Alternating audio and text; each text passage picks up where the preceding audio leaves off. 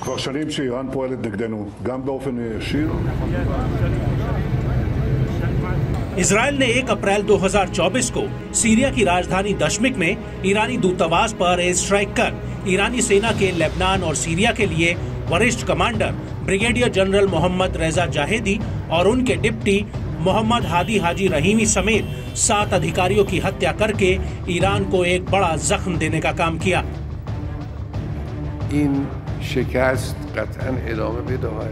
जिसके बाद से ही पूरा ईरानी टॉप ब्रास तमतमाया हुआ है और इजराइल को इस हमले के भयानक अंजाम भुगतने की चेतावनी भी दे दी है।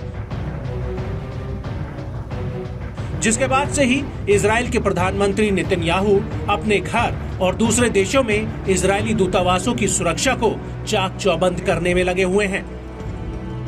घर की सुरक्षा के लिए इजराइल ने अपने एयर डिफेंसेस को और मजबूत किया है और साथ ही अपने रिजर्व सोल्जर्स की छुट्टियां कैंसिल करके उन सब को ड्यूटी पर वापस बुला लिया है।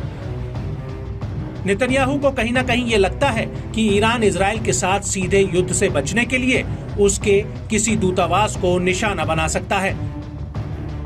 इजरायली मीडिया के अनुसार भी विदेशों में सेवारत राजनयिकों ने चिंता जताई है कि उनके दूतावासों को ईरान अपना निशाना बना सकता है। द जेरूसलम पोस्ट की एक रिपोर्ट के अनुसार ईरान और उसके प्रतिनिधियों की ओर से दी जा रही धमकियों के कारण 28 इजरायली दूतावासों और वाणिज्यिक दूतावासों को अस्थायी रूप से बंद कर दिया गया है। सीरिया पर ईरानी दूतावास पर इजरायली हमले के बाद आई रिपोर्ट में इजरायली राजनयिकों पर ईरानी हमले की बढ़ती धमकियों के बाद दुनिया भर में इजरायली दूतावासों को हाई अलर्ट पर रखा गया है। इसके अतिरिक्त कुछ राजदूतों से अनुरोध किया गया है कि वे अपनी सुरक्षा के डर से सार्वजनिक कार्यक्रमों में न जाएं।